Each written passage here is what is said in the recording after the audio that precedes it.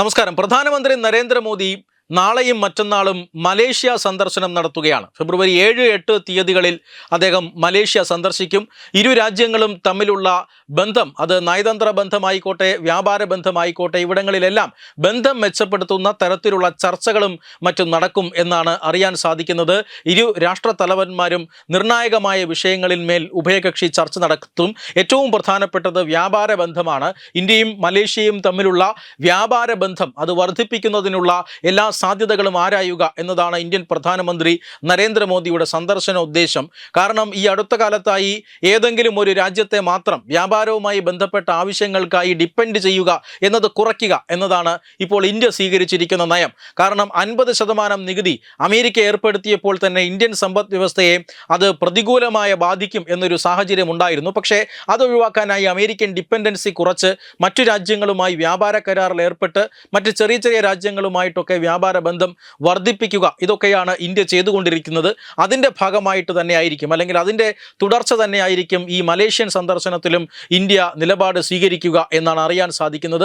ഇരു രാജ്യങ്ങളും തമ്മിലുള്ള വ്യാപാര ബന്ധം, ഭീകരതയ്ക്കെതിരായിട്ടുള്ള ഇരു രാജ്യങ്ങളും ഒരുമിച്ചുള്ള മുന്നോട്ട് പോക്ക്, ഇതെല്ലാം ഈ രണ്ട് രാഷ്ട്ര തലവന്മാരും കൂടിക്കാണുമ്പോൾ ചർച്ച നടത്തിയേക്കും എന്നാണ് സൂചന. കഴിഞ്ഞ ദിവസം, അതായത് ഇന്ത്യയുടെ വിദേശകാര്യ മന്ത്രാലയം പ്രധാനമന്ത്രിയുടെ സന്ദർശനത്തിന് തൊട്ടു മുന്നോടിയായി നടത്തിയ ബ്രീഫിങ്ങിലും ഇക്കാര്യങ്ങളാണ് വളരെ വ്യക്തമായി പറഞ്ഞിരിക്കുന്നത്. പക്ഷേ ഏറ്റവും പ്രധാനപ്പെട്ട കാര്യം, സക്കീർ നായിക് എന്ന ഭീകരവാദി, അദ്ദേഹത്തിൻ്റെ അഭയം കൊടുത്തിരിക്കുന്നത് ഇപ്പോൾ മലേഷ്യയാണ്.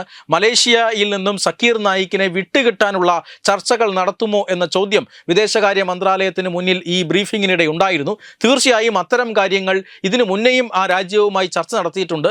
ഇത്തവണയും അത്തരം കാര്യങ്ങൾ ചർച്ച നടത്തും. അത് വളരെ ഫലപ്രദമായി തന്നെ മുന്നോട്ട് കൊണ്ടുപോകും എന്നാണ് കേന്ദ്ര വിദേശകാര്യ മന്ത്രാലയം നൽകുന്ന സൂചന. എന്ന് പറഞ്ഞാൽ സക്കീർ നായികിനെ മലേഷ്യയിൽ നിന്നും തിരികെ ഇന്ത്യയിലേക്ക് കൊണ്ടുവന്ന് വിചാരണ നടത്താനുള്ള എല്ലാ സാധ്യതകളും ഉണ്ട് എന്ന് തന്നെയാണ്. അതായത് കഴിഞ്ഞ കുറേ വർഷങ്ങളായി സക്കീർ നായിക് ഇന്ത്യക്ക് പുറത്താണ്.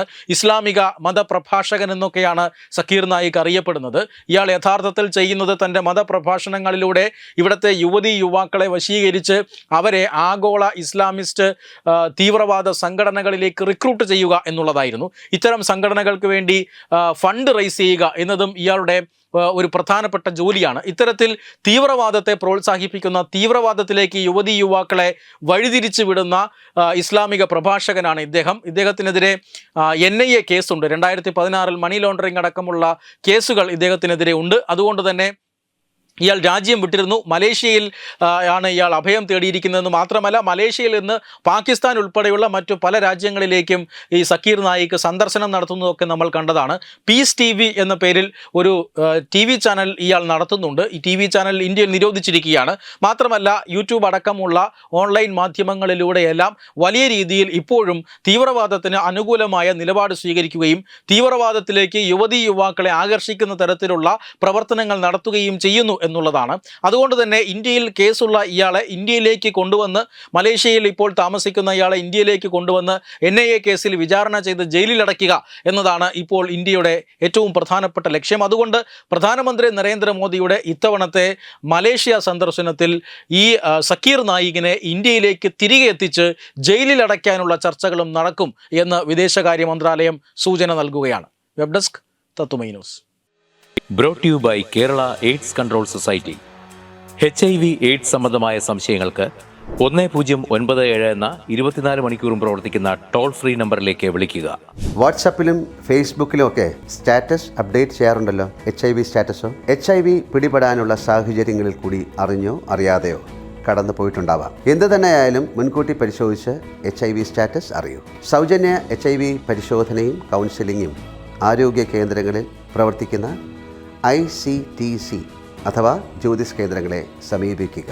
നിങ്ങളുടെ സ്റ്റാറ്റസ് എന്തായാലും വിവരങ്ങൾ രഹസ്യമായി സൂക്ഷിക്കുന്നതായിരിക്കും.